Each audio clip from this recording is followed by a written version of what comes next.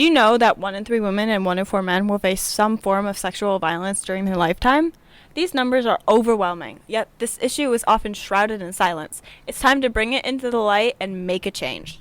Sexual violence is a widespread and profoundly damaging issue that affects people of all genders, ages, and background. At its core, sexual violence is not driven by desire. It is assertion of power and control, violating an individual's anatomy and right to consent. Welcome to Truth and Trauma, a Survivors Network. My name is Sylvia. And my name is Lucy.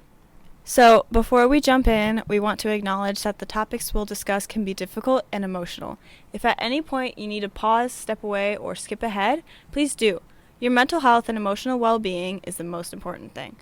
So, what are we expecting from this episode? Well, actually, quite a lot, because today, drum roll please, we have a few featured guests. Can you tell us a bit about yourself, who you are, what you do, and a bit about your background?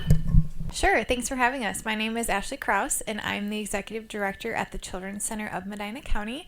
The Children's Center of Medina County is a nonprofit located on East Smith Road in Medina, and we provide 3 different programs to children and families in Medina County. We have a child advocacy center, which we'll talk a lot about today, in which we do forensic interviews of children who have been abused, neglected, or exploited. And we also have a foster care visitation center, in which we do supervised visitation between children who are in foster care and their biological parents. And then we have a coalition against human trafficking, in which we do education and awareness in our community as it relates to healthy relationships, safe dating, and human trafficking. Hi, thanks for having us. My name is Madison Davison. I am the forensic interviewer at the Children's Center of Medina County, so that is in the child advocacy portion of what we do. So I conduct interviews with children when there has been an allegation or a report of suspected child abuse or neglect. So forensic interviews are conversations that are child-led, trauma-informed, tailored to the child's individual developmental stage, and legally defensible should there be a trial or something goes to court. So that is what I do. And I'm Chris Kwolek. I'm the assistant superintendent here in Medina City Schools, but I'm also a licensed psychologist in the state of Ohio. So I do therapy outside of my role here in the schools. And I have worked with adults and children that have experienced trauma in all different forms. So I have 2 different hats here, but I wanted to add both to this conversation. But we really have the experts here to help answer some of your questions as well. And Chris forgot to add, she is an amazing supporter of the Children's Center and was on the board of directors for 6 years and was the board president for her last 2 years. So thank you, Chris. Thank you so much. Actually, we've done a little research, especially on Mrs. Krause. So we've heard that, we actually did our own little research. We heard that you recently got promoted. So we were actually really excited to have you here. And first of all, we would like to congratulate you. Congratulations. Congratulations. And we are very excited to be here with all of you, of course. And now we'll start out with Sylvia asking her first questions. So, I actually am really interested in how mental health is affected on those dealing with cases of abuse and sexual violence. So, how does your mental health get impacted when you deal with children coming in who are abused? So that's a great question, and everybody is different. I think for myself, compassion just drives a lot of what I do. So no matter what emotion I may be feeling in the moment or surrounding the case that we're working with, just seeing the child through the lens of what they may be experiencing and what they're going through. And we're really just we are a passionate group about just children and the safety of children and bringing justice for children and giving children their voice. So I think the kind of silver lining or the positive things that can come of what we do help us in the tough cases, knowing that we gave children a voice and a opportunity to share what they're doing or share what they've been through. And for me personally, I think just having great supports at the Children's Center. Ashley is a great support to all of us, and we're a super close team. We have great support in the community with the partners that we work with, and then just a strong family and friend support at home for me personally. And I would just add to that anytime someone walks through the front door of the Children's Center in Medina County, it means that somebody was made aware that something happened to a child that needs to be addressed and there needs to be some sort of intervention. So when they walk through our front door, that is the first step in getting them what they need on their pathway to healing, getting them the services that they need, making sure we figure out what's going on with them and with their family, and that they have everything that they need to get through whatever unimaginable situation that they're going through. Of course. I want to know how that affects you as a person outside being of staff, of course. Like, we know that as a staff there, you're supposed to provide as much help as you can, but how does it personally affect you? Yeah, that's a good question. I think there's a lot of different ways it can affect somebody depending on what they have going on in their own personal life. For example, like if you have kids of your own and then you are working with kids every day that people do things to that you would never even think about doing to your own children, or to any child for that matter. So I think it impacts everybody emotionally in every different way. But personally for me, I have my own children. And so to see what people are doing to children each and every day, I think it makes me more protective of my own children. And of course, that's good and bad, right? Because you have to be able to allow your children to experience the world and trust them and make sure that you're doing what you can do to prevent anything happening to them, but also make sure that they can be independent and they're able to be in a world where they can protect themselves as well. But the most important thing is making sure that you're that resource for any child in your personal life and educating children. We tell people all the time, kids have to know about body parts, especially private parts, and they need to know if something happens to them, they need to tell somebody. And who do you talk to?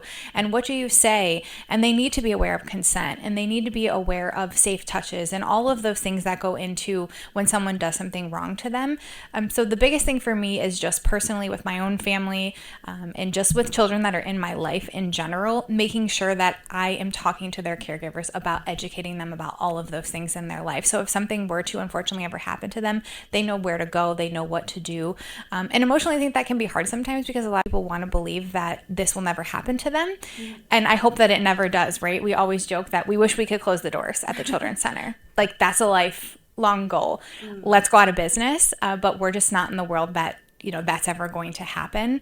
And if it does happen, it's going to be well beyond any of us. And so just making sure that we put ourselves in positions where we leave work at work, which is, the classic and cliche saying. But when you are impacted by such emotional things that happen at work, it can trickle into your personal life, and vice versa. But, just making sure that if you're in a position where you can no longer do what you do every day and manage your personal life and your emotions, that's okay to say that and to figure out different plans and different steps that maybe this just isn't for you anymore. Or maybe you need to do something different. Maybe you need a vacation, right? So just being really in tune with your emotions and being able to balance that in your personal life. Absolutely. Sorry to interrupt, but I'm kind of curious as to at what age do you think is the proper age to tell a children about body parts? Because usually you learn about that once you're like in 5th grade.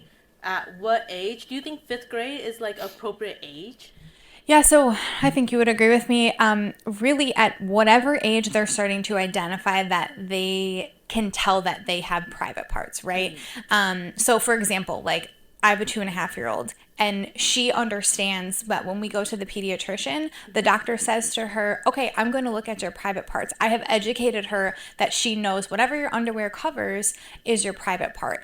So she gets that. And so not that I'm getting into like deep conversations with her about that, but making sure that if they bring something up to you and they're starting to recognize that, especially as they start potty training and things like that, is when kids start potty training, they're going to start recognizing what private parts are. And so our rule of thumb is always as they start to recognize that they have those parts, that you start having discussions with them that are age appropriate. And we've got all different kinds of resources and books that can help with that and can help from different ages, whether it be 3 to 5 or 6 to 8, or as you get into preteen and teen, that can help parents understand how to talk to their children about that. But we always say the younger, the better. I was going to add, we also as a school district, there's a recent law that was just passed, Aaron's Law, and school districts are required to teach about safety and sexual abuse prevention starting in kindergarten. So probably not something you guys had. We have had different pieces of it. And I know the Children's Center comes in and talks at the high school level about dating violence and other things, but that will be something that parents can opt out of if they don't want their child to be a part of that. But we will be starting in kindergarten. And we used to do it quite a while ago too. It used to be called Good Touch, Bad Touch was the program, but we will have that starting in the schools too. I will actually add, at the Children's Center for our forensic interviews, we work with children ages 3 to 18. So along Ashley's point of starting as early as possible, 3 is really that age where they're starting to understand things, would be able to communicate things, understand private parts and things like that. So of course, every child, regardless of their age, they may be at different stages. One 3-year-old may know things that another 3-year-old may not. But we've found that 3 is the age that we're able to have these conversations, and all the way up until 18. So I just wanted to add that. Thank you so much. And I'm sure that Sylvia has something else to add.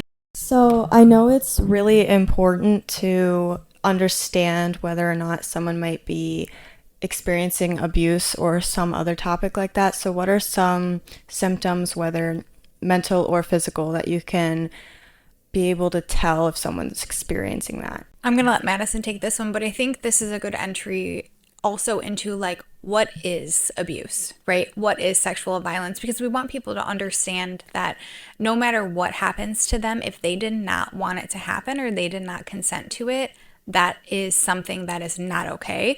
So Madison will talk a little bit about that, but I'll let her take that. But I think it'd be a good intro into what is sexual violence. Yeah, along those lines, I think that when people hear sexual violence, they automatically jump to a thought in their head. They have an idea of what they think a victim looks like. They have an idea of what they think an offender or an abuser looks like. And they have an idea of what they think sexual violence or sexual assault looks like. So I think that it's important to notate that everybody's situation is completely different when it comes to specifically sexual violence. I think that it can be easy for individuals to downplay their experience. It can be easy to be like, well, I didn't experience that, or what I went through wasn't that bad, so I don't need to tell somebody about it. And it's important to highlight that if it's a situation where it was, unwanted sexual contact, no matter how big or small it may feel, it is as important as the most extreme example that you can think of. So I think that's something that's important to point out to everybody is sometimes things can be overlooked or downplayed when people don't recognize just how important each individual experience is. Along those same lines, when it comes to individuals that we work with, everybody handles things differently. So there are a lot of different emotions and ways that people cope with things that they've been through. Sometimes what they've been through can be confusing. They don't really understand what has happened. People can freeze in situations. People have a flight response in situations. Some people fawn in situations where, you just go along with it. There's all these different misconceptions about how trauma impacts people and how it does impact people. And I think that the complexities of trauma is what makes it difficult to recognize it in somebody sometimes, because if somebody isn't displaying the signs that you think they should be, it can be easily overlooked as to what's happening with them.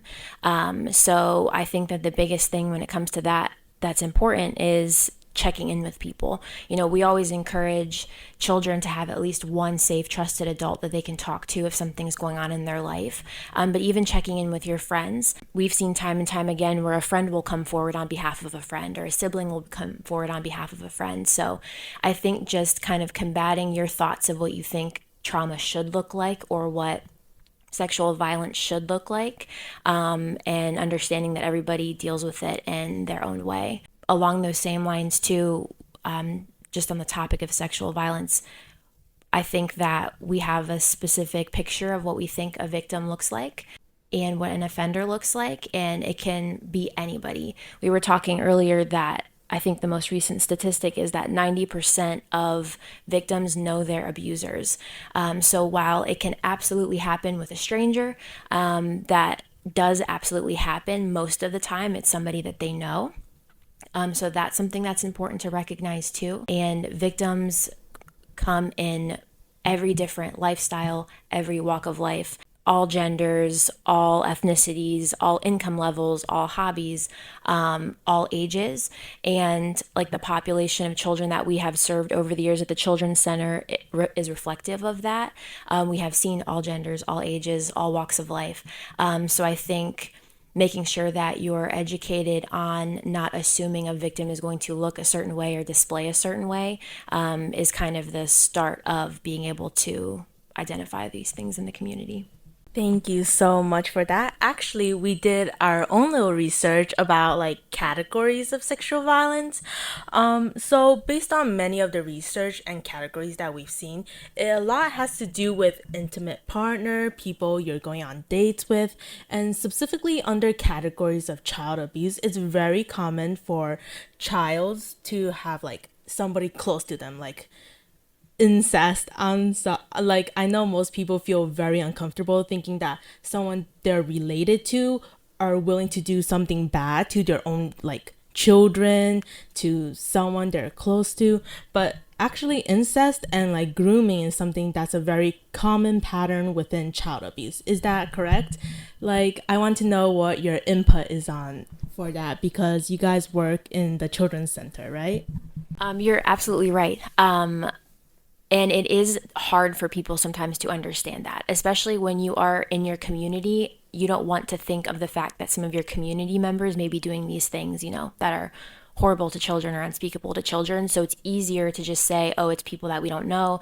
It's a stranger. It's not people that we know here or are around every day. But you're absolutely right. The families and children that come into our center, we have had where it is family, it is a caretaker, it is a parent, it's an aunt, it's an uncle, a cousin, a sibling, and then we've had where it's members in the community. So obviously every, child situation is different. That list is not all encompassing, but you're absolutely right that oftentimes it does happen within the family, and I think that's important for people to know that, because you, again, don't want to assume the worst or automatically assume that, it's somebody that we don't know. Yeah, and I think to piggyback off of that, that's why it's so important to have conversations with children that you come in contact with, whether it's personally or professionally, because a lot of people are surprised to hear that 90% of victims know their abuser, because you watch movies, right? And you watch things on TV where you may be under the impression that this is a total stranger, someone you've never met before, someone that's just going to come kidnap your child and do terrible things. And we see in the statistics and in the research that majority of these cases are within the family, or at least somebody that the victim has met or has a personal relationship with. And so again, just another reason why we need to continue our preventative efforts in the community, in our own lives, within the children's center, in schools, anywhere that we go, just making sure that we're talking about this. We talked a lot about in the beginning of this that these are sometimes uncomfortable subjects to talk about, and naturally they're going to be. People don't want to talk about this. People don't want to sit around and have conversations about this, but it's so important that we do, because we want people to know that these things happen. And again, if something like this happens to you, or that it's happened to somebody in your life, there are people that can help you and support you, and that's us here at the Children's Center.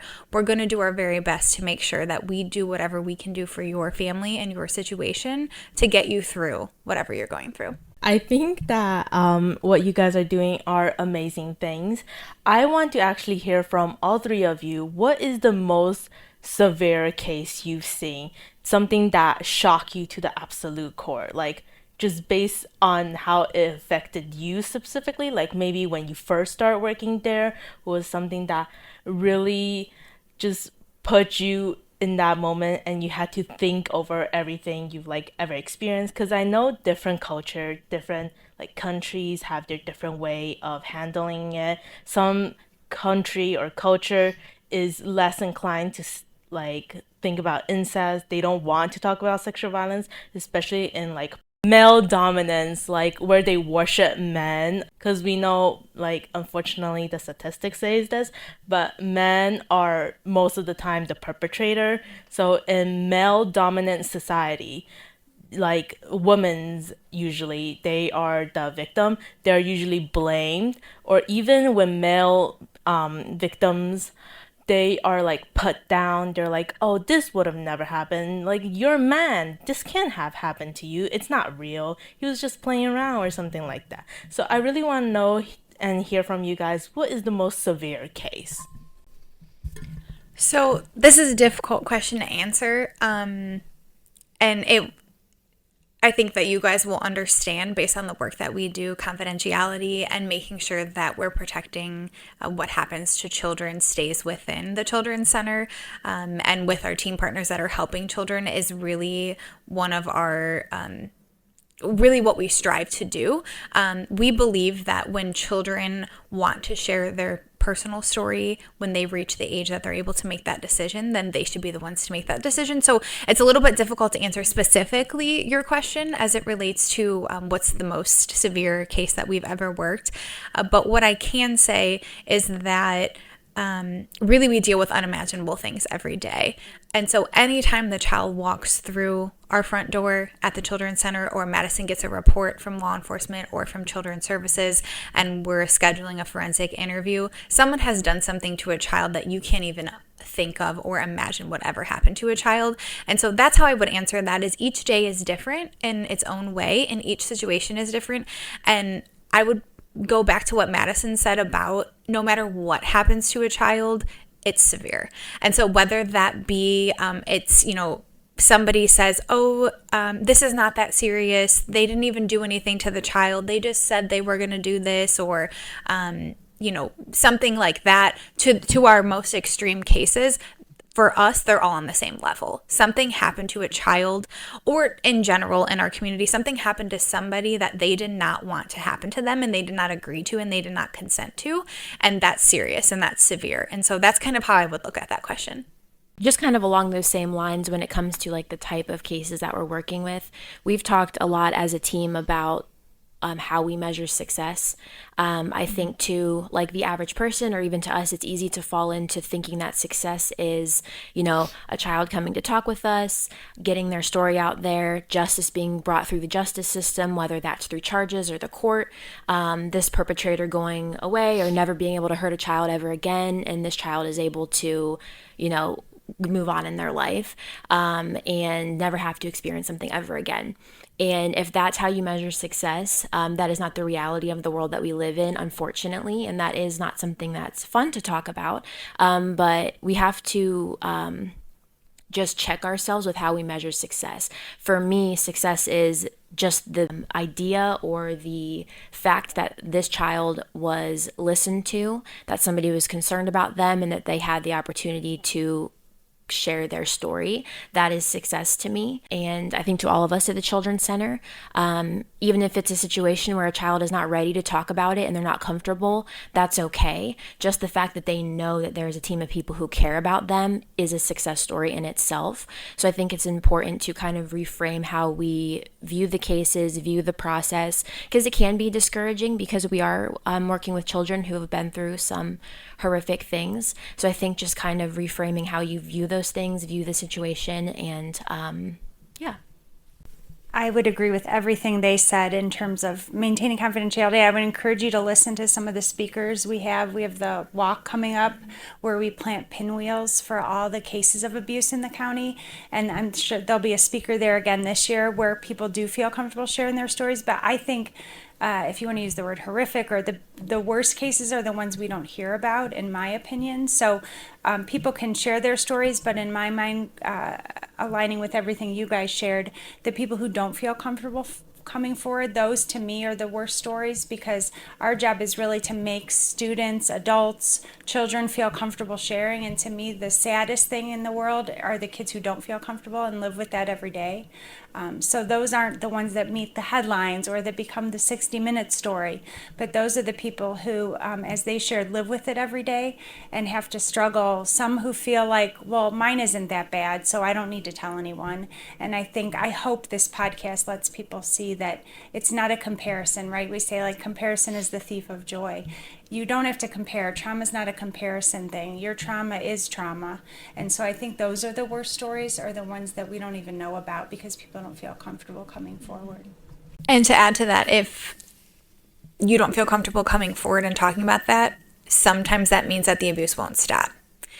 we can't guarantee that the abuse is going to stop when we intervene at the Children's Center, and our team intervenes. And our team includes Children's Services, law enforcement, the prosecutor's office, the Medina County Health Department, mental health therapists, Medina County SPCA. So we've got a lot of individuals on our team who really care about kids and who really care about ensuring that whatever's happening to them stops. And so when you have those who are in situations where they are unable to come forward, that oftentimes means that the abuse doesn't stop, which tends to lead to even worse situations. I was just wondering what the typical healing process looks like. Do people heal differently if they experience different things? And what's one suggestion you have to anyone listening for if they want to heal from anything that may be currently happening or has happened in the past? I think everyone's journey is different. So I think that's what's most important, just as we shared everyone's trauma is different. So always people can reach out to the Children's Center, even if you don't hit the age level 3 to 18, they can help you connect with people. I think the biggest thing is just finding a trusted person to share with. People hold on to things for so long. We use that pop bottle or soda. People call it pop or soda analogy. You hold on to it for so long, it's like a shaken pop bottle. At some point, you have to let it out. So just being able to share your story, I think, is huge. Everyone's journey is different, but being able to not be afraid to share or let it out, I think, is the first step, is being heard. So a lot of people don't feel heard. They don't feel validated. You shared a little bit about culturally or society-wise if you feel like you're going to be minimized. So I think just finding somewhere to be heard. I encourage you now with the internet, anywhere you can go. We have a hotline in the county, 725-9195. That's our county crisis line. Call that. There are people there that will hear you. 988 is a text line you can be heard. So I think the first step is just reaching out to be heard. And I encourage people, if the first place you reach out doesn't listen, I know it takes a lot to reach out again, but anything we can do to help you feel heard, I think, is important. So that to me would be the first step. And then I'll let them share other places where you can continue that healing journey. Kind of add to that, I always think that it's important to remind everybody, whether it's a child or an adult, that you are worthy of healing and worthy of the support, and that it's worth saying something and talking to somebody about. So I think it kind of starts there. Sometimes trauma affects people in different ways, that it's like, well, it's not worth it, or I'm not worth the trouble, or I can't do it, or people aren't going to care or believe me. So I like to remind people of that you're worthy of going through the process. You're worthy about having somebody come alongside you and help you through something.